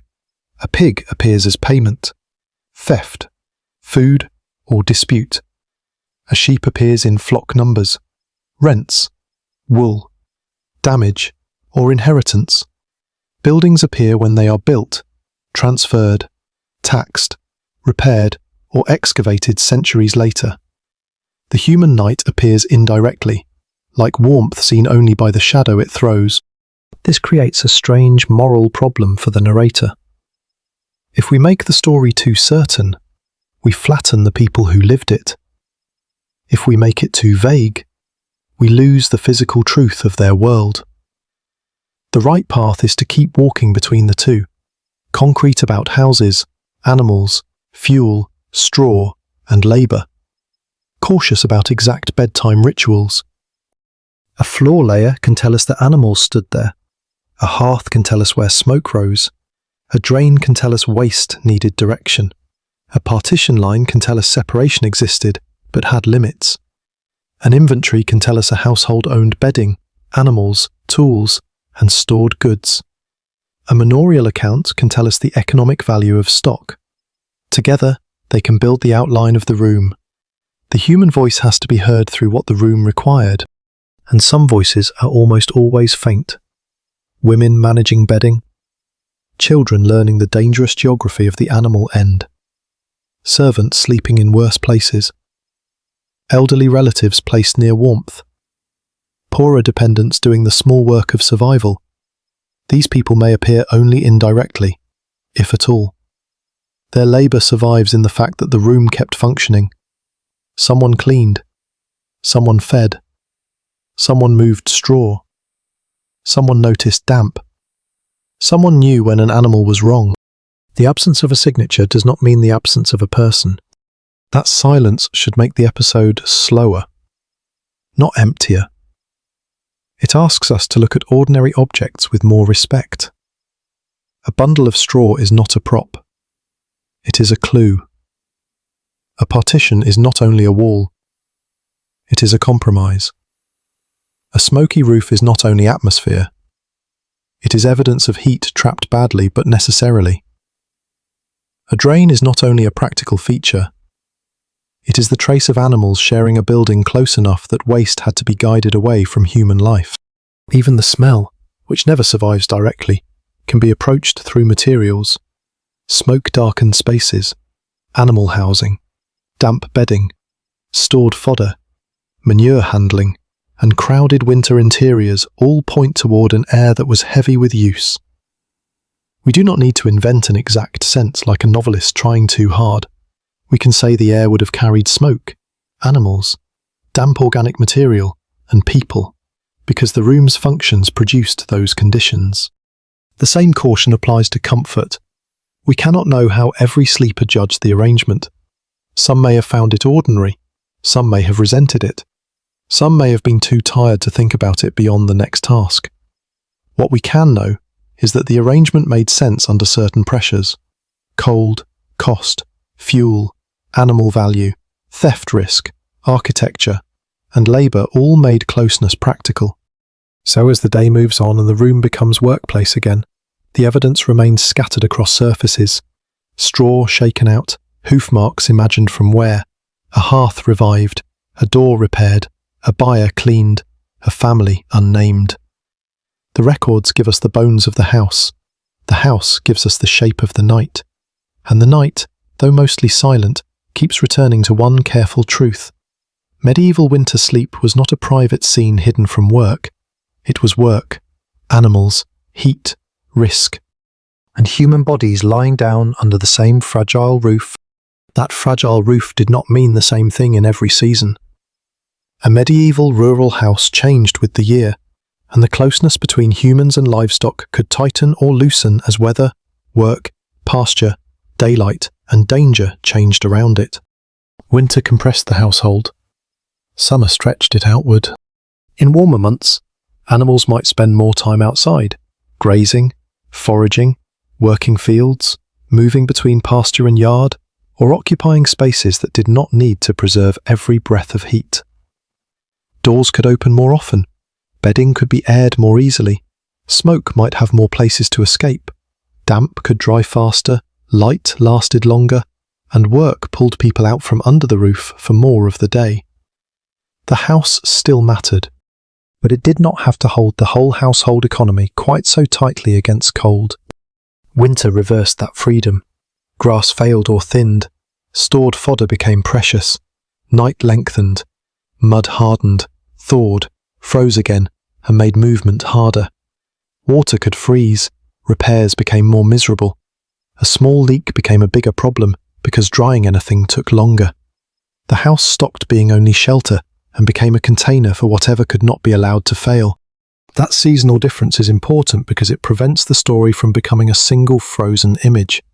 Medieval families were not necessarily living in the same arrangement all year with the same intensity. The animal that stood close on a bitter night might be outside more often in another season. Bedding that felt stale and damp in January might be easier to shake, dry, and replace in May. The doorway that had to be sealed against a winter draft might stand open in late spring, while smoke and smell escaped with far less punishment. So the longest winter nights were special because they pushed every ordinary problem to its hardest form. Heat became harder to make, fuel became harder to spare, animal care became more urgent, sleep became more crowded, cleaning became less effective, smell stayed longer, the room's patience shortened. Seasonality also changed labour. In summer, exhaustion came from long daylight and heavy outdoor tasks. In winter, exhaustion could come from darkness, cold, indoor crowding, fuel management, animal care, and the mental weight of stores running down. The body was tired in different ways. Summer might burn the back and hands, winter stiffened fingers, tightened chests with smoke, and made every trip outside feel like a small negotiation with misery. The animals felt the year as well. A cow in summer might turn grass into milk with a rhythm that still required labour, but at least the world was offering something green. A winter cow stood inside a harsher equation. It needed stored feed, it needed shelter, it needed bedding that did not become too wet, it needed enough strength to emerge into spring useful, not merely alive. The household had to feed the future before the future could feed the household back. That is a rough little bargain, and nobody gets to sign it in better ink. Fodder stores made the calendar visible indoors.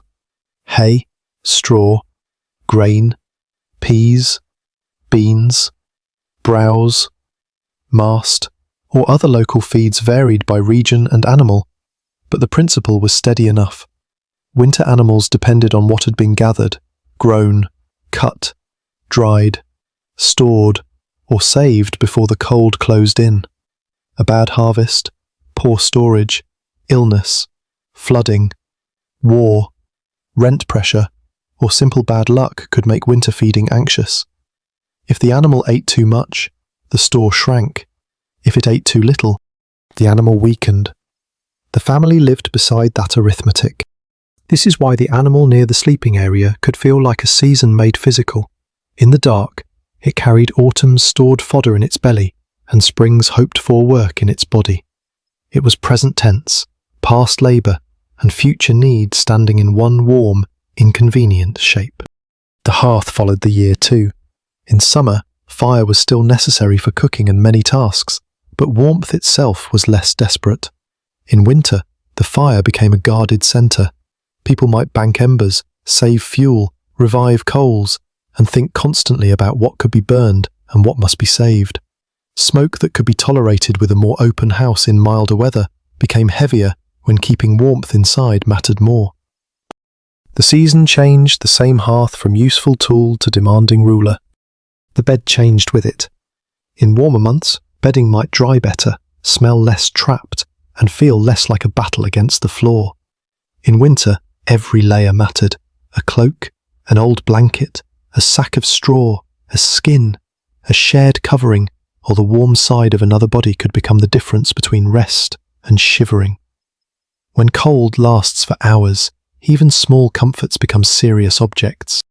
That seriousness shaped family habits. People learned when to move animals closer, when to shut openings, when to spare straw, when to save embers, when to wake early, and when to accept that tonight would be worse than last night. These habits were not written as grand laws. They were repeated until they became household instinct. The seasonal rhythm also shaped memory. A child might remember winter nights as the time when the animal end felt closer, the air was thicker, and the bed seemed smaller. An adult might remember which winters required bringing animals under tighter shelter, which years the fodder ran short, which nights the roof dripped, which spring finally came late enough to feel personal. We cannot claim those memories directly from the record, but the pressures that would create them are visible. And when spring approached, the meaning of the room shifted again. Animals that survived winter became moving proof that the household had managed its risks well enough. Bedding could be aired more often, doors could open, work moved outward, smells thinned, the floor dried. The animal that had been guarded through the night might return more fully to field, yard, pasture, or work. The house released some of what winter had forced it to hold. But release was never complete. The memory of winter stayed in repairs, in used straw, in tired bodies, in reduced stores, in animals that had come through thin or strong, and in the knowledge that another cold season would come. Medieval rural life did not move from misery to comfort in a clean line. It moved in cycles of pressure and relief. That cycle is why the title belongs especially to the longest winter nights. Those nights were when privacy thinned most sharply, when heat mattered most, when the animal's body became most valuable as warmth and most vulnerable as wealth, and when the house became least like a private home and most like a seasonal shelter for everything that had to survive together. So the room we have been listening to is not frozen in time. It breathes with the calendar. In summer, it opens. In autumn, it stores. In winter, it closes around people and animals alike. And somewhere in that closing, under smoke-dark rafters and beside straw that has carried too many jobs, the household learns that a season can rearrange the meaning of a bed.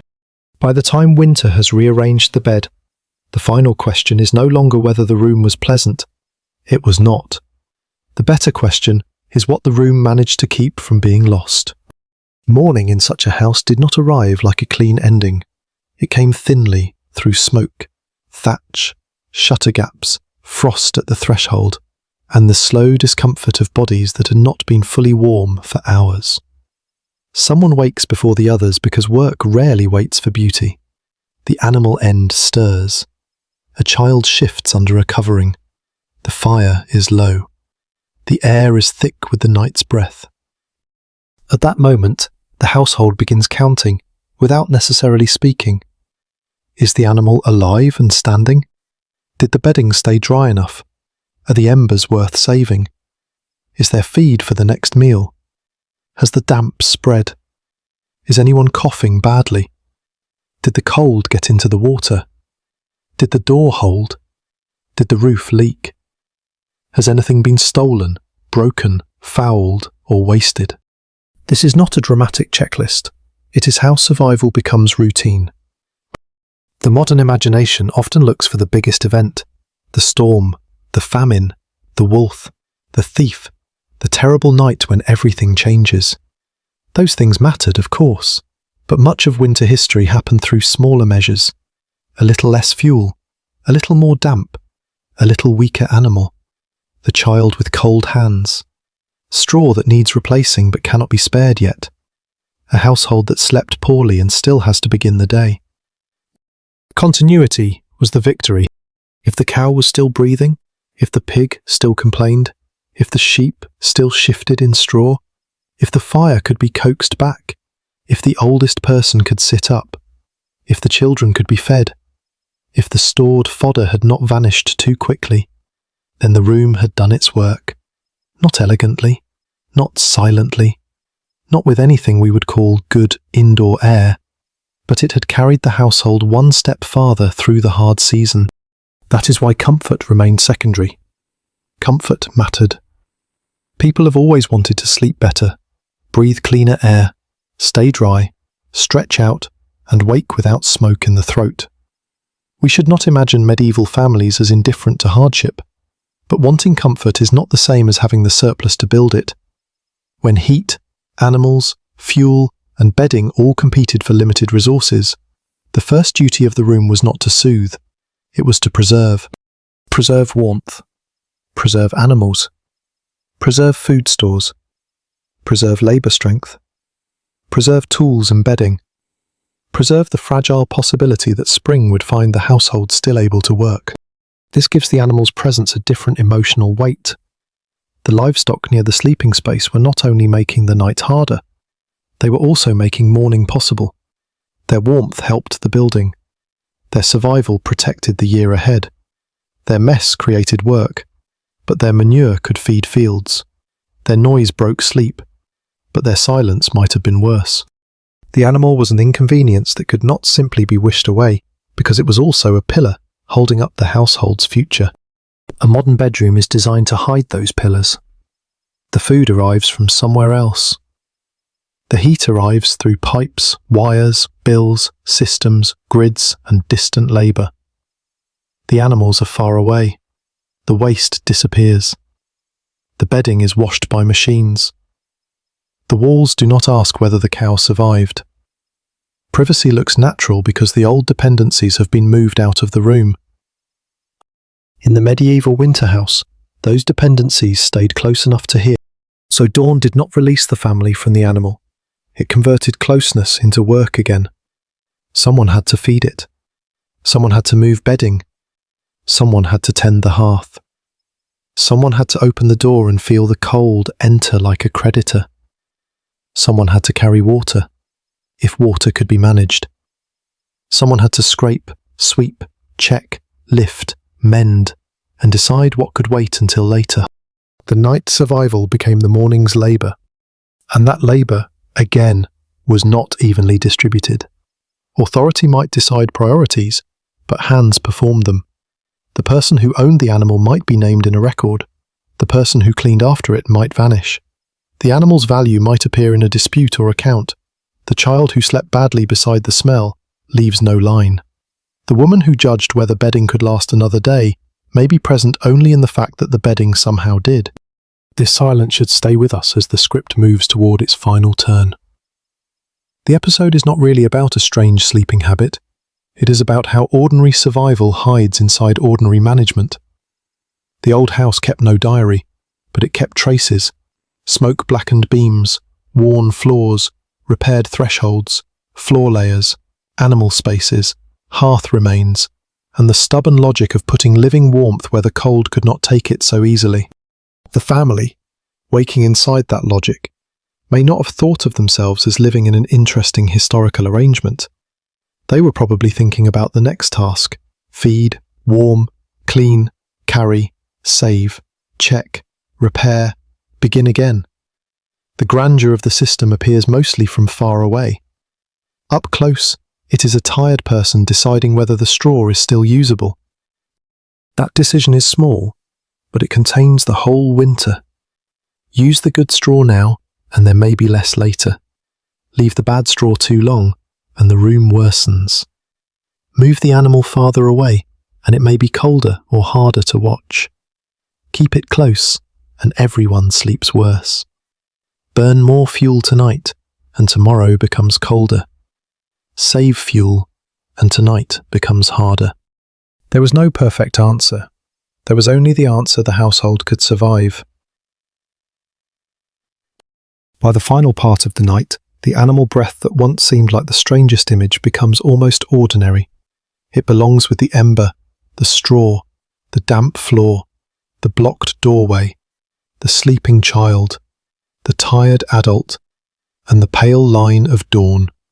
Each one is part of the same arrangement. Each one shows how little separation there was between sleep and economy, between warmth and work, between family care and animal care.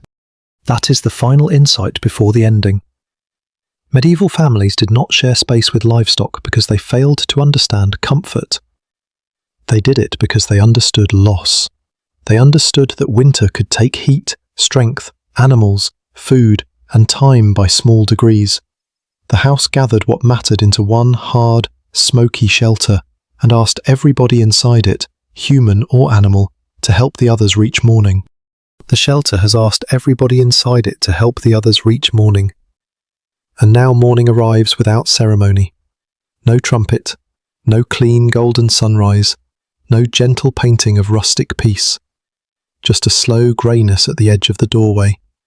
A low fire that must be persuaded back into usefulness, and a room that smells like everything it has protected. The first light shows what the dark had hidden kindly. Straw is pressed flat where people slept. A covering has slipped toward the floor. Smoke hangs in the rafters like an old habit. Near the animal end, bedding is churned and damp in places, and the creature that troubled the night with its breathing and shifting is still there, alive, impatient, and already turning survival into more work. That is the ending the room offers. Not comfort, but continuation. A person rises into the cold. The body does not move like a body from restful sleep. It unfolds carefully. Knees complain. Fingers search for warmth. The throat holds smoke. The feet find the floor and remember at once why straw mattered. Somewhere nearby, a child pulls a covering higher. Someone else coughs. The animal shifts again, and the sound no longer feels like a strange interruption to the story. It feels like the story's answer. The animal lived. That single fact does not solve the day, but it changes the day. Feed must still be measured. Water must still be managed. Bedding must still be moved. The fire must still be fed. Cold waits outside with all the patience of weather, but the household has not lost the animal in the dark, and that means the future has one more chance to remain possible. This is why the modern joke about medieval families sleeping with livestock slowly falls apart. It begins as a funny picture: a family, a bed, a cow too close for comfort, perhaps a chicken making decisions no one approved. But the real image is quieter and heavier. It is a room full of limited choices, a wall that could not be built, fuel that had to be saved, straw that had to do too many jobs, a valuable animal that could not be abandoned to cold or theft, a family that knew discomfort was sometimes the price of keeping loss outside. And outside is important. Step beyond the doorway in that pale morning, and the reason for the crowded room becomes plain again. Frost might cling to the yard. Mud may be hard at the top and wet beneath. The air cuts through clothing that already smells of smoke. A separate, empty, perfectly clean sleeping room would be lovely. But lovely things need conditions. They need surplus, structure, fuel, labour, time, and walls strong enough to push necessity away. The poorer medieval winter house could not always push necessity away. It had to invite some of it inside and manage it there. That does not make the house primitive in the simple way people sometimes mean. It makes the house honest about dependence. Heat came from fire, bodies, animals, and insulation that was never perfect. Food came from fields, stores, beasts, labour, and luck. Sleep happened beside the systems that made waking possible. The household did not live above its economy. It slept inside it. The straw bed, then, ends as more than bedding. It is the episode's quiet witness. It has held the tired human body. It has absorbed damp. It has separated skin from cold earth. It has carried smell, warmth, labour, class, and animal care. It is poor, practical, replaceable when possible, and never only itself. In the longest winter nights, straw becomes the place where the household admits the truth. Comfort can wait, but survival cannot. The partition, too, keeps its final meaning. If there was one, it did not create modern privacy. It made a careful compromise. It kept hooves from the sleeping body. It marked a line between human rest and animal shelter. But it let warmth cross, sound cross, smell cross, worry cross. It was a boundary that knew exactly how weak boundaries become when winter is strong. The fire has its last word as well. Low in the ash, it shows the cost of heat. Too much flame last night would have spent tomorrow. Too little would have left the room colder than bodies could bear. Someone had to judge it. Someone had to know when to save embers when to feed them, when to let the dark remain dark because fuel did not grow from wanting it. The hearth was warmth, but also discipline. And the animal breath, which opened as the strangest sound in the dark, now becomes the final residue. It is not charming. It is not clean. It is not a soft farm postcard. It is damp, close, practical, and alive. It says the cow, the pig, the sheep, the goat, or whatever animal the household was protecting has crossed the night with them. It says the family still has a piece of labour, food, manure, milk, wool, traction, value, or hope standing within reach. The records may not give us the name of the person who heard that breath before dawn. They may not tell us who rose first, who cleaned the worst bedding, who measured the fodder with worry, who gave up the warmer place, who coughed from smoke, who watched a child sleep near the hearth, or who decided that the straw could last one more day. But the house points toward them. The arrangement points toward them. The survival of the room required their hands. So the final image is not a medieval family enjoying closeness with animals as if hardship were quaint. It is a household standing at the edge of another winter day, surrounded by the evidence of what it costs to keep life gathered. The bed is not fresh. The air is not clear. The animal is not quiet. The people are not fully rested. Yet the roof held, the fire can be revived, the straw can be moved, the door can open, and the animal is still breathing. That is what the longest winter night gives back. Not a good night's sleep, not privacy, not cleanliness by modern standards, not a story about people being too strange to understand. It gives back one more morning, bought with smoke, straw, shared warmth, disturbed rest, and the stubborn decision to keep every necessary living thing close enough that the cold could not take it easily. And when the grey light finally reaches the floor, it falls across the same cramped evidence. Human bedding, animal straw, a dark hearth, a leaking threshold, tired hands, and breath rising in the cold air. The room has not become beautiful. It has become legible. It says, very quietly, that medieval winter sleep was never only about where people lay down. It was about what they could not afford to lose before dawn.